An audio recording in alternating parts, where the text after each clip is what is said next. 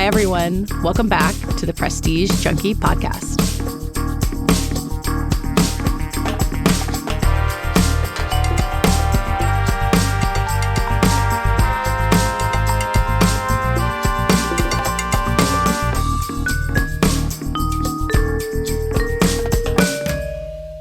I am Katey Rich. I am the awards editor here at The Ankler, and this week I'm welcoming my first ever return co-host, and it couldn't be anyone better than editor at Gold Derby, Chris Rosen. Hi, Chris. Katey, how's it going? I'm back. I mean, look, Emmy voting is happening. The finish line is in sight. We got festival lineups going on. I mean, it's funny because August is when so much of Hollywood takes off, but people like you and me who cover Emmy and fall festival season are just like, no, I'm sending like 500 emails a day. It's nuts, right? So many emails, so many. I'm in the lab trying to figure out the Telluride schedule based on premiere designations. Who knew premiere designations at other festivals could be so important? But there they are. If something's a Canadian premiere in Toronto, it can only mean one thing. There it is. We're going to talk about the Emmys because Emmy voting is happening. You and I are both still in the thick of it. Ballots are out to voters. There's just a few more days for these campaigns to, make their final case for victory. And after you and I talk, listeners, you will hear my conversation with Walton Goggins, who has been right at the center of Amazon's, I think, impressive campaign for Fallout, the sci-fi video game adaptation. He's nominated as Best Actor in a Drama Series for the show, and his role inspired Amazon to send me merch, maybe you too, Chris, that said Hot Ghoul Summer. Did you get any Hot Ghoul Summer stuff?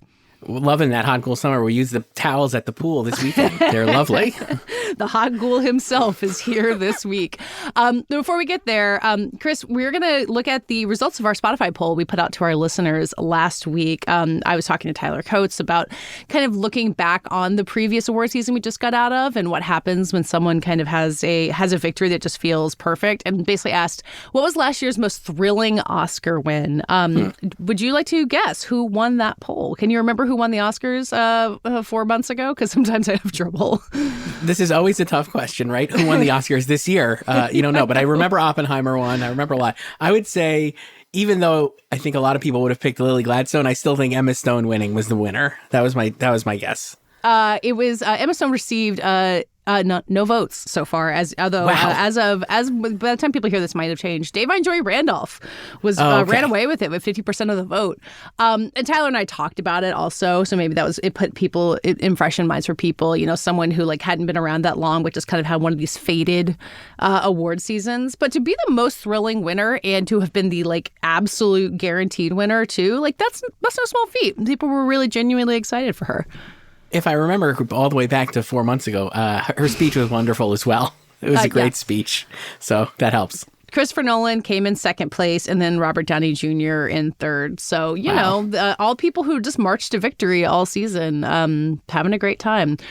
I mean, look, I didn't bring you here to talk about the Oscars. I don't know if we're going to get people marching to victory all season.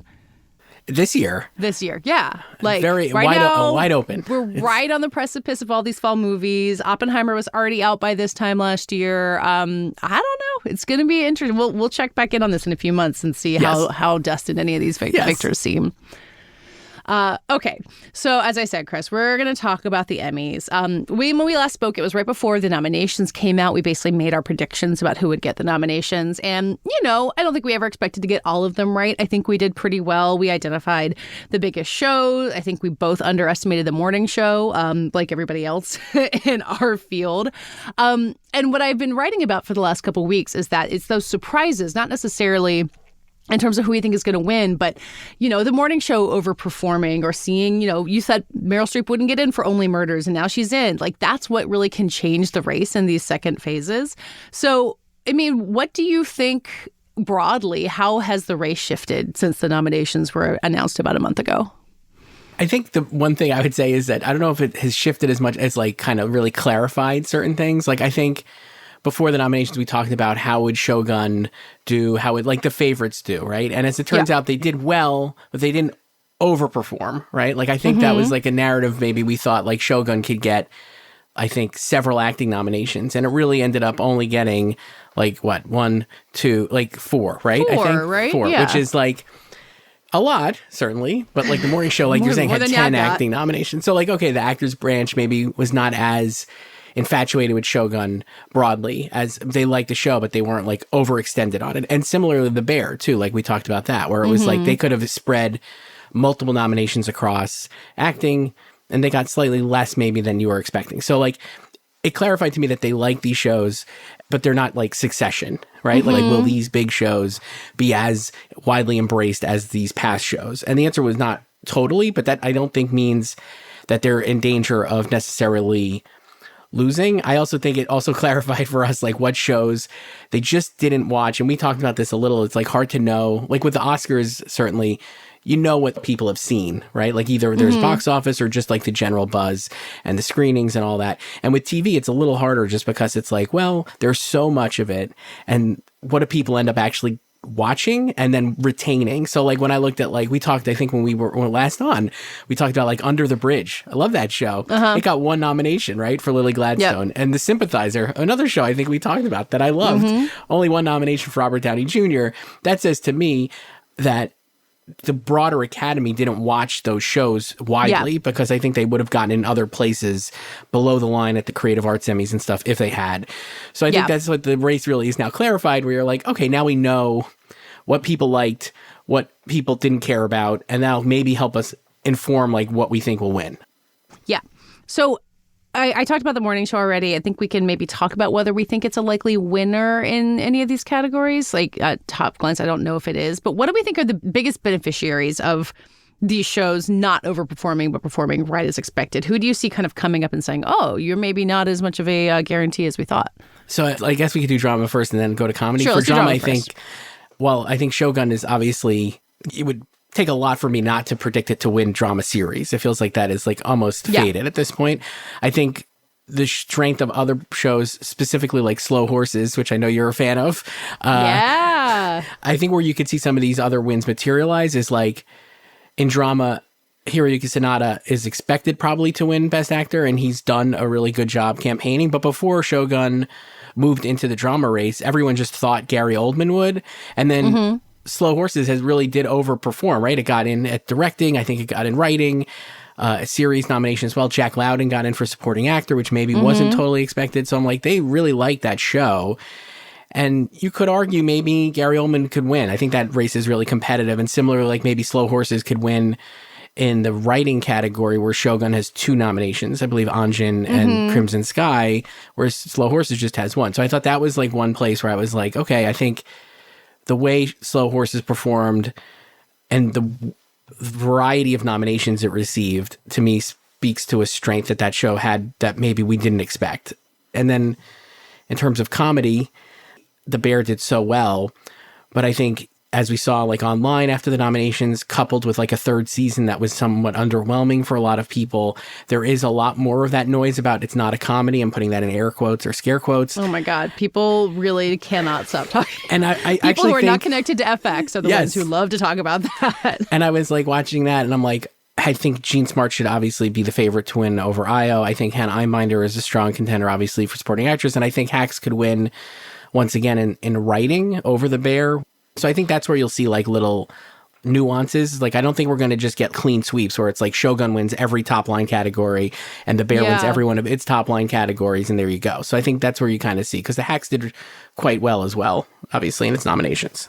Yeah, I want to go back to drama and maybe talk about the morning show as well as Slow Horses. But while we're talking about comedy, I wrote about a couple weeks ago just the idea is like who's going to beat Meryl, or can anyone beat Meryl in the supporting actress in the comedy series race, which might be the most competitive of any of the acting races off the top of my head. I mean, you got Hannah Einbinder, as you mentioned. She's never won for Hacks, and Jean Smart has won twice. But then when The Bear only gets Liza Kolontseus in there, she doesn't have competition from within her own show. Like, does that put her in a stronger position? And then, of course, you have Meryl Streep sitting right there. Like, I really feel like they could go any of those 3 ways. And then not to discount Sheryl Lee Ralph, who won an Emmy not that long ago for this role. Like, there's a lot of directions this could go. I totally agree. When nominations came out, I was like, I think the worst outcome for Hannah Einbinder was The Bear not getting Abby Elliott in there with Liza Kolontseus, because I think like there's only one Bear actress. So if they're really like loving The Bear, and obviously she had such a great episode in the 3rd season, similarly, like last year, if we were doing this, like Eben Moss-Bachrach, like we talked about, his second season episode basically helped him win an Emmy for the first season, and now he will get to win an Emmy for that episode this season, right? Like it's like got 2 for 1 basically. And so Liza Colón-Zayas could kind of do the same thing, maybe, if you think like her episode Napkins this third season was so good that people really liked, and maybe that pushes her over the top. And then, like you said, Meryl getting there. I was anti-dicting, like, negging Meryl the whole time. That was so stupid. She's because used to it. She can handle it. Also, man, they really liked Only Murders in the Building so much. I think that really show did. really overperformed. They got the poll winner, Devon Joy Randolph, in, right? That was really nice. And Matthew Broderick, and got Steve Martin back in, and Selena Gomez for the first time, and Paul Rudd, and Meryl. So, like, it did really exceptionally well, especially with actors. That said, I still think Hannah Einbinder likely, to me, has the edge, just because she's got, like, we talk about category fraud a lot more with the Oscars, but she's clearly a co-lead on Hacks, I think, and compared to the other actors. And they've done a really good job of focusing like their entire acting campaign for Hacks, it felt like, was Paul Downs to get an acting nomination, which they succeeded, and then Hannah Einbinder is amazing in the Hacks finale, and like they've just pushed that narrative since the finale aired. And I do think that will help her. If Meryl won, it would be like, oh, duh, of course Meryl won. And you should take everything I'm saying with a grain of salt, because I didn't even predict her to get in. But I do think like in the end, we know they like Hacks. We know that Jean Smart is likely the favorite for Best Actress over Io, Debris, and Hannah Einbinder's scenes are all with Jean. So I just feel like if you're already in on Jean Smart, like, why wouldn't you just also put Hannah Einbinder as well in first? So yeah, I do think that's a really competitive race, certainly among the comedy acting categories. I mean, the other ones all feel, I guess you could say Jean Smart and Io Debris are close, but I mean, the male actors, Jeremy Allen White and Eben Moss-Bachrach, it would really take like a miracle, I think, for somebody to beat them. Oh, you think so? I wondered if the overperformance of Only Murders meant Paul Rudd was in there, or even if Paul Downs with the Hacks thing. Like, I agree with you that if we can remember that this is Eben winning for his really fantastic Forks episode, what these single title like Forks and the Napkins for Liza Colón-Zayas, they really have like a trend that they like there with their Emmy episodes. I think you're probably right, but you wonder if the whole idea being like, oh, the bear, nobody liked the third season, like how much of an overstatement that is. I think that's probably not nearly as true as it feels if you're like scrolling through Twitter. But maybe the winners will help us figure that out. Yeah, I think that it's like confirmation bias. Like, people are already out or getting out on the bear or getting tired of the bear and hearing about it. I actually really liked the third season. A lot of it I thought was great. I think the second season was slightly better, but I don't think the third season was like objectionable in any way. But I think people who were already like kind of off of it, like once the momentum started that people didn't like it, that kind of narrative took hold. Like I said, I think this show's going to be safe for series, and I do think it'll get those the male acting winners again, and probably directing. And then next year, we'll worry about next year whether the third season of The Bear actually can win again would be interesting, I would say.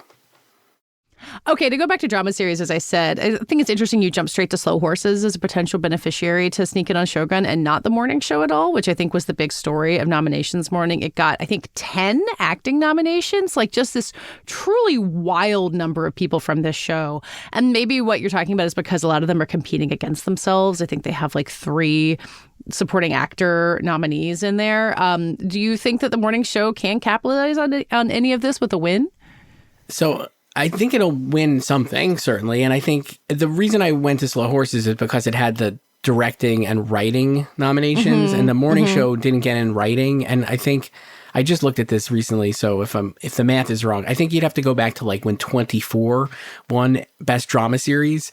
Was the last drama series, I think this is like 2007 maybe, it was the last drama series without a writing nomination. So it does need like, it's kind of like, like we always say, like what nominations you need to win Best Picture or whatever. So it feels like the fact that it missed writing to me is a sign that it's like not strong with the whole Academy or Television Academy. A good point. But like you said, like actors are way in the tank for it. Obviously, it got 10 nominations, 4 supporting actresses, 3 supporting actors, both Jennifer Aniston and Reese Witherspoon nominated together for the first time. They had been nominated each separately, but not at the same time. Yeah.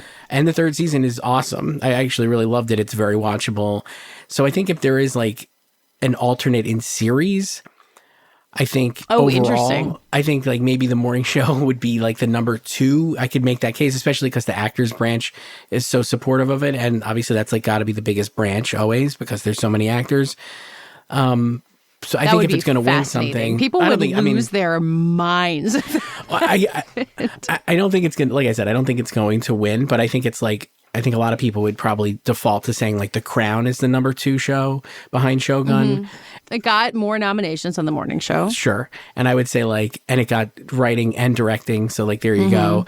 But I would say like in terms of enthusiasm, maybe the morning show could be there. But I do think like something like Slow Horses, I like none of these shows are going to be Shogun, but I think like they could all win something. It depends on how much they want to spread the wealth. And like we said, how strong Shogun is overall. The morning show where I think it will win is probably like Billy Crudup again in supporting actor.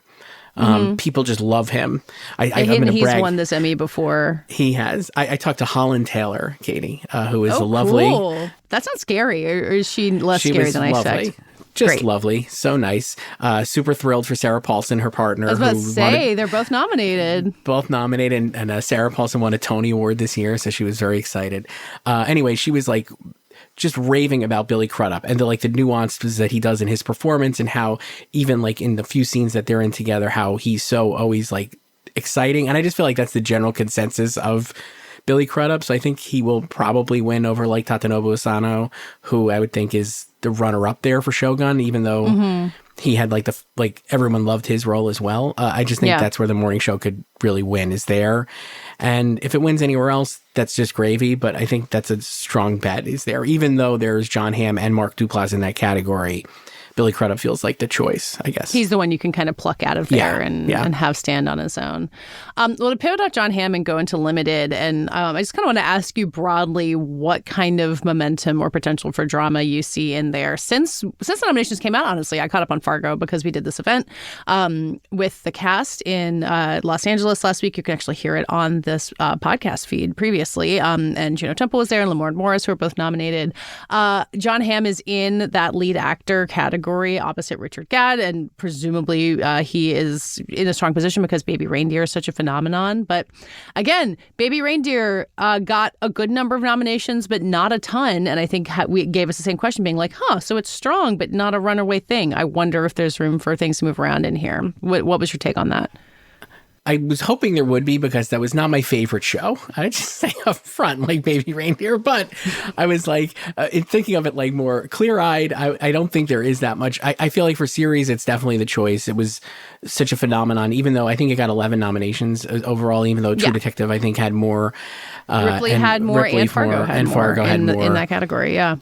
I still think it's like the choice because it's the one show everyone talked about, and I think it just feels like that's the show to win.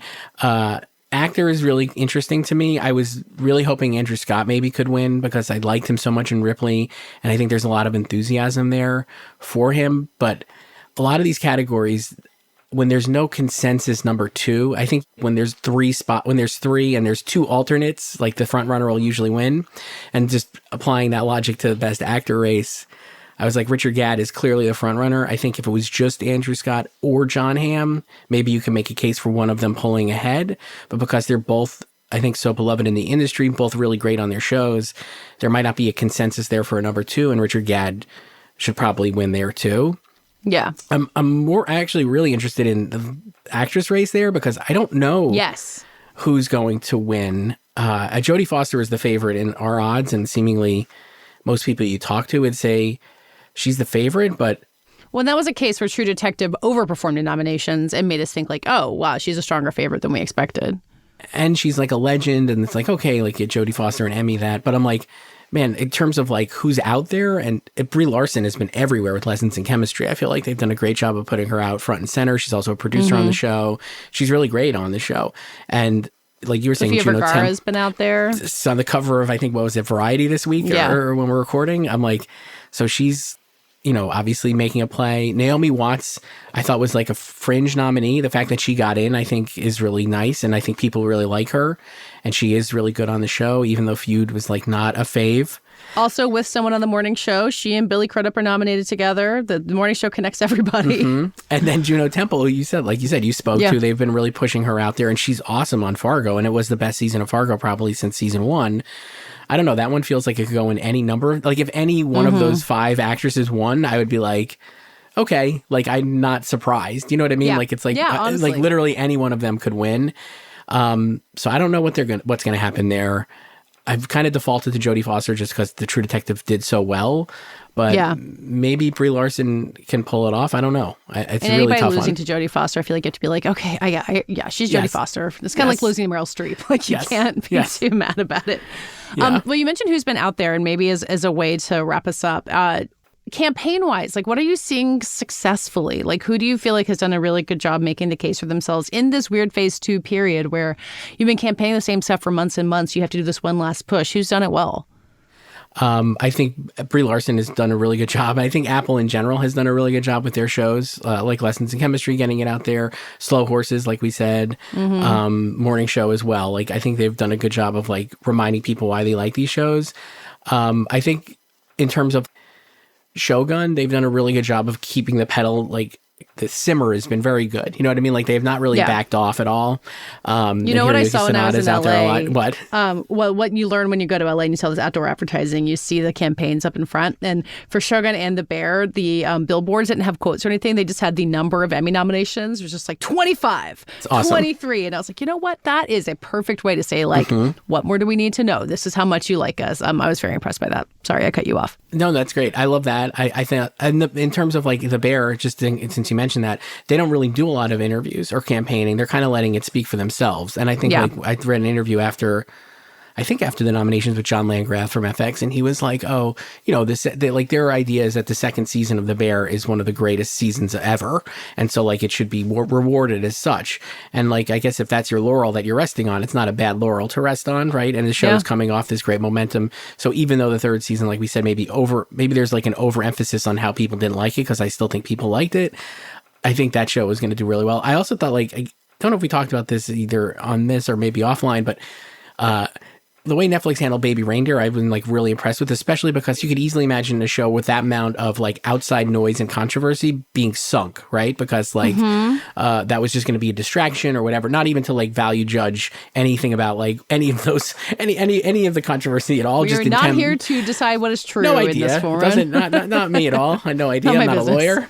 Not my business. They seem everybody seems like a nice person. I have no idea. But I will say they've done a great job of like really keeping the focus on the show and really keeping the focus on what people loved about the show and the power of the show. And I just felt like maybe they kind of ran like last year when Beef was in the running, there was a controversy around one of the co-stars of that show, and Netflix kind of really did a good job avoiding making that the whole story, and it obviously steamrolled. But they also, like, people had to come out and, like, apologize. Like, they had to get out in front of it in a way that with Baby Reindeer, they've kind of been able to, like, stay on the sidelines. Yeah, and I wonder if they learned a little from Beef to Baby Reindeer. There are obviously different controversies and whatever. Again, not value judging any of this, but I just thought, like, Netflix did a really good job of keeping Baby Reindeer above that. The show itself kind of maybe separated from the real world noise, and then also did a great job of getting Ripley not ignored. You know what I mean? Like, we talked about this, like, when Shogun left, what would fill the void, and Netflix was able to get Ripley in there too and overperform on Ripley because they got like Dakota Fanning in for supporting actress, which I think maybe people weren't necessarily expecting. So that's been a good campaign. And I also look at this, like you're talking, like you said, you talked to Walton Goggins coming right up, right, to plug that interview. And maybe he's not likely to win this year, though obviously he's still competitive, but like he's definitely will use this nomination to help calcify, I think, more support for him going forward, right? Like White Lotus or Dakota Fanning for the next thing they do. There's such an enthusiasm for these people, like especially Walton as like a performer, that it's like, okay, like now you're in here, you're an Emmy nominee and lead actor, or in Dakota's case, supporting actress in a limited series, and like, oh, well, next time we'll definitely do right by you, that kind of thing. So I think like that's what I've been seeing in terms of campaigning and promoting. And then I guess too, like the other ones, like I said, Apple, I thought did a great job with like their shows. Slow Horses, I think is another one. And I don't know. I mean, I guess we'll see. I do think Slow Horses could end up winning something. I'll be curious to see if that drama actor race, because I think like that's really competitive. And I think in writing, there's room for Slow Horses maybe to win with the 2 Shogun episodes canceling each other out. Well, and also the next season of Slow Horses premieres in September. So, like, it's coming, right? Like, it's going to be a while before we see more Shogun, but Slow Horses is coming right back. I was going to say also, not just because Walton Goggins is coming right up, but I think Fallout has done a good job of putting him out there in this phase 2, because in phase 1, he was in Thailand with Carrie Coon, who's also nominated for the Gilded Age. They were doing these Zooms from Thailand at God knows what hour. And he's been a little bit more visible this time. And they've been able to kind of capitalize on Fallout being like a people's hit. Like, they did all these like activations around LA where you get like a discount on ice cream at certain places in honor of Fallout. Like, I don't know how many votes that gets you, but it feels like a nice victory lap to say, like, not only is this a show that Emmy voters care about, but regular people care about. And you have to be kind of a special kind of hit to do that. And I think Fallout's done a really good job on that front. Yeah, definitely. I feel like, I mean, we didn't, like, in terms of its win potential, I think obviously, like, below the line, a lot of the crafts categories, I think it's where it's nominated. I think it should be really competitive. I think so, and too. Again, the way it performed, if the second season, assuming keeps the quality of the first season, which I really loved, I think it could do even better. Yeah, they've done a really good job of keeping the enthusiasm up for it. Yeah, and as we saw this year with Only Murders and The Morning Show, and I think a couple other things, that like growing in your second and third seasons is possible. I think sometimes people like us, like, say like, oh, they didn't get in the first go around. Like, it's never going to happen. Like, even Girls Five Eva finally got a music and lyrics nomination, which I thought was never going to happen. So, there's still a ton of TV shows out there. It's still hard to break through, but there is time for these shows that like have the success that the audience is going to come back for. I've always thought, no disrespect to anybody in the Emmy voting community, but I've always been like, I think sometimes they're a little lazy. But I think this year, I would say they've done it really. I think there's an acknowledgement based on how these shows did that they actually paid attention to the shows. So maybe there's too many shows, and maybe, like we said at the beginning, they missed, like, certainly, like, I think, like, The Sympathizer was not widely seen, and certainly, like, Under the Bridge was not widely seen based on how they did. Like, Sympathize, I'll get off this soapbox, but Sympathizer getting Robert Downey Jr. in for his acting, which was great, and not getting, like, a prosthetic makeup alongside that acting nomination is absolutely lunacy to me, but it just shows that I don't think it was widely seen, right? Because, like, if it was, I think it would have been a no-brainer nomination. Anyway, so I was like, that aside, the shows that they watched this year and they nominated, I think they did a great job of paying attention to those shows and what was deserving of nominations in those shows. Like, so you saw, like we said, like Martin Short and Steve Martin getting in for Only Murders, like all the acting nominations for Only Murders for a third season that I thought was like really strong and maybe better than the second season. Hacks as well, getting Paul Downs in. He was obviously like a standout. Or what about your favorite show, Mr. and Mrs. Smith? All those guest actor nominees they got in there. Fantastic, right? Like, they really did pay attention to the shows they watched. And I guess you could say that, too, with, like, Slow Horses, like Jack Lowden getting in, Ripley with Dakota Fanning, Baby Reindeer with Tom Goodman-Hill, who was maybe, like, on the fringe as well. The shows they watched, they paid attention to what they loved about them and made those shows work. And so, like, I'll give them credit for, like, actually coming up with a really good list of nominees this year. And we'll see how that translates in the winners. I hope there's some surprises, but I think a lot of these are going to be like what we expect. I think there inevitably will be. Like, we've discussed multiple categories that are like not toss-ups, but like could go in so many directions. So I just think no matter how hard you guys try at Gold Derby to predict every single category correctly, I think you're going to be caught flat-footed a couple times. And that's what we want. Probably. That's it. I think we said this last time. You want surprises? Yeah. All right. Well, Chris, thank you for going over all of this with me. People can find your predictions at Gold Derby and, and make their own, I guess. That's how it works. Yeah, sign up. Yeah. Give us your email. Sign up. Make your predictions. Sign up for the Prestige and Key newsletter first, and then you can sign up for Gold Derby. We're taking your emails. There you go. If you like me and Chris both, sign up for both of them. It's the best way to support us and keep hearing us yell at each other about the Emmys.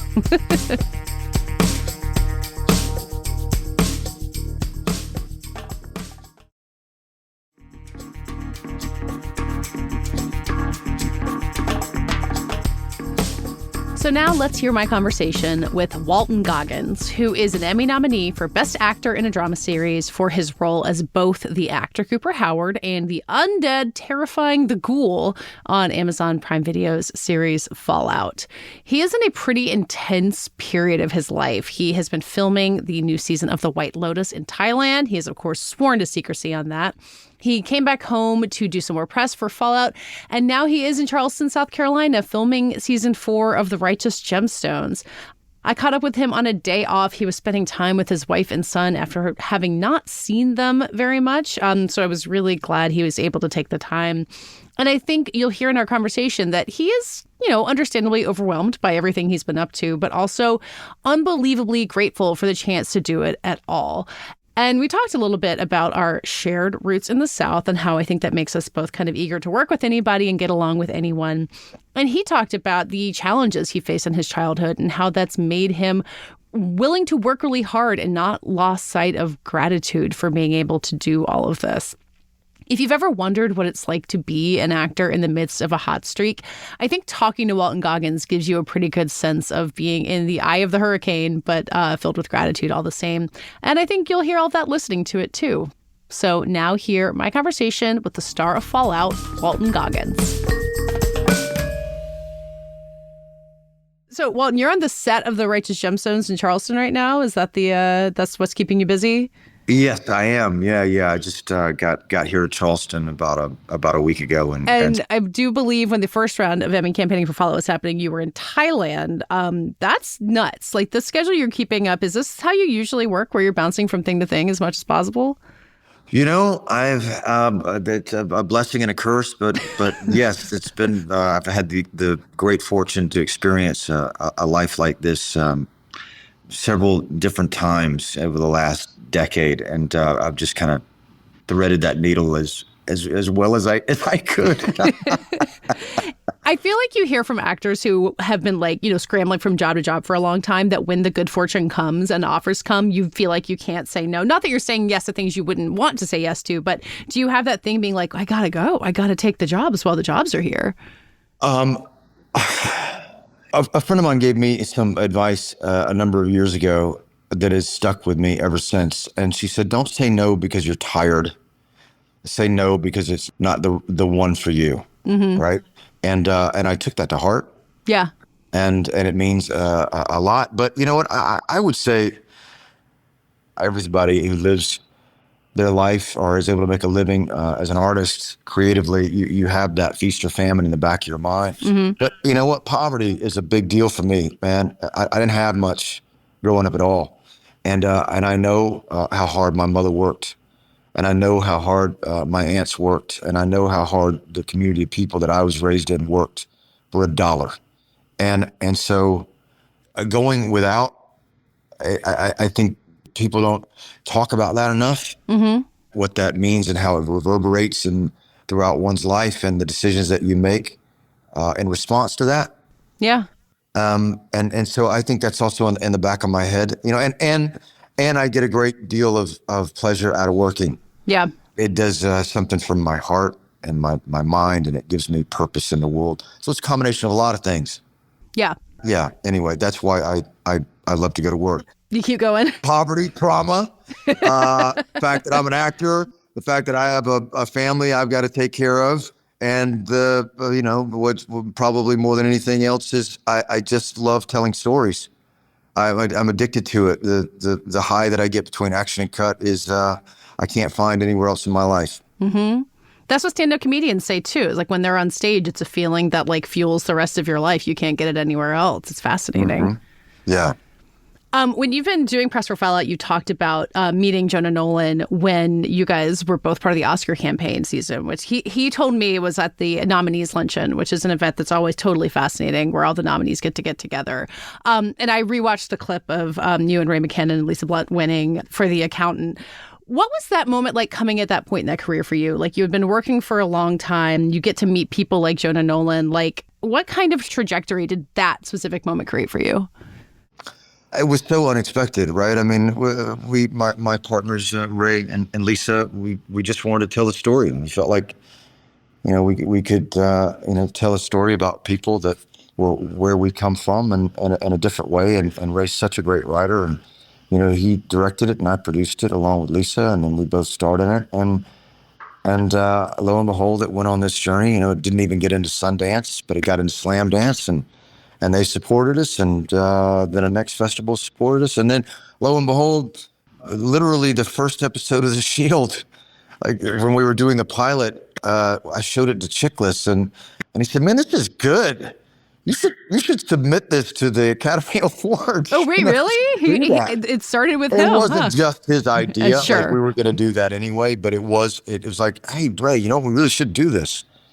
And then it won. Did it change my career or not change my career? I don't know. I don't think about things in those terms, really. Yeah. But I will say that it was done for all the right reasons. The reasons why people get in the back of their daddy's truck and try to tell a story, with no money. And Ray said it on stage, and then Lisa said what she said, and I said what I said. And so it was the experience of a lifetime, and the fact that we got to see it through to that point is something that we'll never, ever, ever forget. But, like everything else in my life, it's just about the experience of making it. Yeah. That means something to me, really. And I think it does to a lot of people. Yeah. I think it does to a lot of actors, really. The experience of making it sticks with you more than how it's received or what happens afterwards. Yeah, absolutely. Yeah. Yeah. So when you meet Jonah on, they're nominated for Memento, he and Chris Nolan are also pretty new to this world. Do you just kind of look at each other being like, how did we get here? Do you kind of bond together? They were very new to this world. And it was actually, I was sitting next to Chris. Mm-hmm. And I don't know Chris Nolan. I know Jonah. But I was sitting next to him. And then Jonah came up to the table. And I just remember, leaning over and trying to talk to Chris, and I think he wanted to talk to everyone else in that room. Fucking me. He had no interest in answering any question I had at all. I'm sure. He was as kind as he could be, considering, his inimitable talent and being in that room and knowing that he is going to be a star in that room for the next 20 years. Sure. And so I really kind of got out of his way. But I did meet Jonah at that table. He walked up and talked to his brother, and I said as much. He doesn't remember it, but I do. And and it was just a great conversation. And that the fates would conspire and the stars would allow, or whatever, to be in each other's company this many years later is just, icing on the cake, really. Mm-hmm. So, you met Jonathan, your careers go in different directions. Obviously, you're following his work. So when you come back together on Fallout, having followed his other work, did you feel like you knew what to expect from working with him? Were there surprises in store? It's him and a large team making Fallout. Did his other work or, that experience with Memento prepare you at all for what Fallout would be? Well, I wasn't on the set of Memento, right? So I don't know what his method of working is like. And, I asked a few people, I suppose, so what's it like, but not really, meaning that I can get along with fucking anybody. Yeah. I can work with anyone, and I know that, I have my process like everybody else, and I figure, well, why wouldn't they want to work with me? And my little thing, I just give people the benefit of the doubt, to be quite honest with you. Mm-hmm. And I just knew 3 minutes into the conversation that I just wanted to be around the man. He's a genius, really. And his intellect is next level, Mensa level. And his approach to life and the universe and the way that he thinks about those things outside of storytelling, and then how he applies that same thought process to storytelling is humbling, really. Even in the conversations, a few dinners that we had before we started, I was just enamored with the man. And then once we got into it, I didn't know what to expect. As with any director, really, or any actor, you just jump off a ledge and you try to show up with an open heart and say, I'm going to ask for what I want, but I don't really need what I want. I just need what I need. And I'm going to give you my open heart and trust that you're going to do the same. And that's exactly what happened. And he didn't disappoint. He works very quickly, something you have to get used to. But I like that. I like moving quickly. It doesn't give you a time to overthink or overanalyze any of it. There's so many technically complicated moments. From the action to, the scenes with Ella Purnell where there's a lot of physical, not violence, but, those are really intense scenes. Does it help you to be able to move through those quickly? Is there a precision that comes from that where you don't, have to linger in the difficult aspects of it? Yeah, I suppose it's when I say that he moves through it quickly, right? He works quickly. He works efficiently. He still gives you the time that you need to go through and experience whatever you have to experience telling the story. It's very different. I should have said efficiently rather than quickly. When I say that I like that, you know, we get 2 or 3 takes. With The Shield, we had, you know, we were the least expensive drama made on television, and we did every one of those episodes in 7 days, and we had 2 cameras, and a lot of times we didn't even have traffic lockup. You just move and you're in run and gun. And so to have that as a part of Fallout, and for someone to be precious but not so precious, and I would ask for, you know, like, let's just do a couple in a row and let's just find this rhythm and feel this energy without anybody coming in and disrupting the flow, and let's see it. And he's down for all of it. You know, he's very, very easy guy to be around and inspiring, because he is the leader and he is taking you on a journey.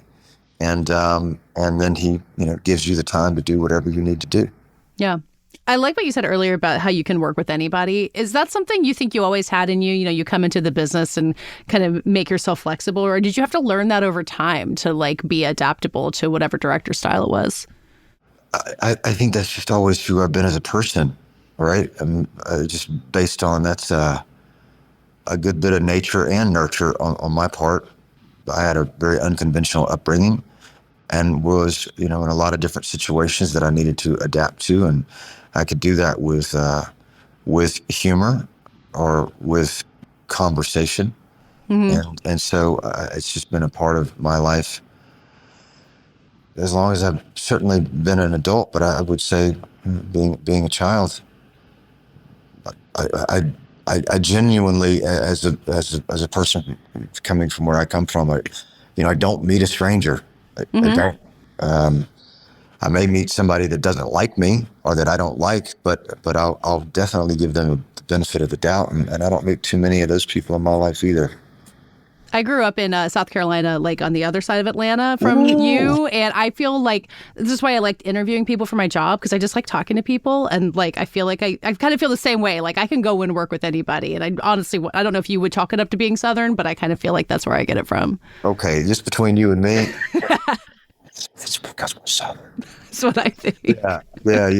It's good. And yeah, I mean, the director's king, you know, and I've had the opportunity to work with some great ones. And so you just show up with your satchel of goods and, you know, I think with an open heart again, and just say, I am in the service of this story, and I'm here to give you everything I have. And I promise you that I will do that every single day. And was the actors that you're working with and the director that you're working with, or the prop master that you're working with, or the dude that's putting the makeup on you, craft service, man, like, here it is. We're all, it is a team sport. That's what it is. And I'm grateful that I've always felt that way about it. I know you've talked a lot about the makeup for the Ghoul, but I wanted to ask specifically that I was kind of struck by, there's a scene later in the season where you're working with a de-aged Kyle MacLachlan. We don't have to spoil why that's happening, but it's in there. And in the rest of the season, you're kind of wearing the dots on your nose and you're the mocap. Was that kind of the reverse situation where it was you as yourself working with him? Like, am I imagining right how that gets filmed? I think so. I think so. I mean, like, it's hard to remember. You're talking about the end, right? Yeah. I'm trying to remember so I can answer this honestly, Katey. I don't remember if he had dots on his face. I do remember maybe there was some tape or something. There was some old school kind of trick. I'm sure they did. Oh, that's cool. Him, I don't even remember. I was so taken with what was going on in my head when he introduced himself. Yeah. And what my wife just said. Sure. So you were so in your character that the distractions were not really visible to you. Yeah, I was listening to what he had to say, but wasn't really listening to what he had to say. I remember him working that day and remember looking at him, but I was so taken with what had just happened in my own life that I don't. As your character, not as yourself. That's fascinating. Yeah. Exactly. Yeah. Exactly. It's weird. You picked a moment that I really can't remember, and there aren't that many of those. Yeah. Is that because of the intensity of the moment for your character? Does that happen to you often when there's like a big character moment that you're like not yourself for that time? That sounds so pretentious, doesn't it? Like, I think it's real, though. I can't breathe. Yeah. I mean, the answer to that question is, if you don't strive for that, then what the fuck are you doing this for? Really, why would you? That is the goal, right? Where thoughts don't exist, and you are holding up a mirror to nature, and you are playing pretend from such a place of joy, and you've jumped off a cliff and you're flying. That doesn't happen every time. Yeah. And it happens 1 in 50 times, like really happen. Maybe it happens 1 in 10 times if you're lucky. Maybe 1 in 7 times, But when it happens, man, it's what keeps you coming back. And so, yeah, I strive for that every single time I come out of the gate. And I don't know. I mean, an actor worth their weight in salt that doesn't. Yeah. That's the point.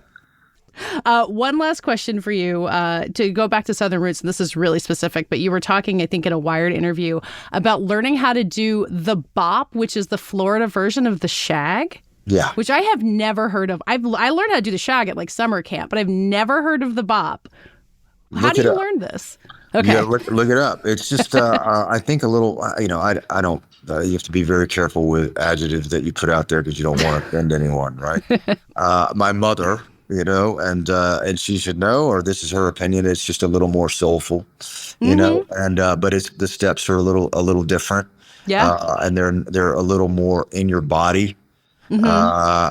It's what, I think you'd look it up. I mean, I think it was a place called The Hangout in Panama City Beach, Florida, which was, I think it was the mecca of bopping in America. I might be wrong about that, but that's where my mom and a lot of her friends went. And there's a boppers societies that still are of that generation and from that generation. Yeah. That had that going on. But look at pictures. I trust your mom. I will. You know what? I trust my mama too. Look at pictures of the Hangout, especially you're from the Carolinas. I mean, I'm in Charleston right now. Yeah, the shag is king in that part of the world. Yeah, but where we are, I think it's the bop. So yeah. Why don't we get together? You shag and I'll bop. You'll bop. And we won't judge. There will be no winners or losers. We just dance to have a good time. Well, and you're keeping clogging in the present, which I think, people who aren't from the South think clogging is something that we made up. I learned how to clog at summer camp, and, thank you for keeping it out there for people. Absolutely. That does it for this week. This show is edited by Brett Fuchs and co-produced by Brett Fuchs and me. Our theme music is by Dave Gonzalez. Thanks again to my co-host, Chris Rosen. Get the Prestige Junkie newsletter by going to theankler.com and subscribe to this podcast. If you're listening on Spotify, you can answer this week's poll asking you what you think the tightest races in this year's Emmy race are. You can also subscribe on Apple or anywhere else you get your podcasts. We will see you next week.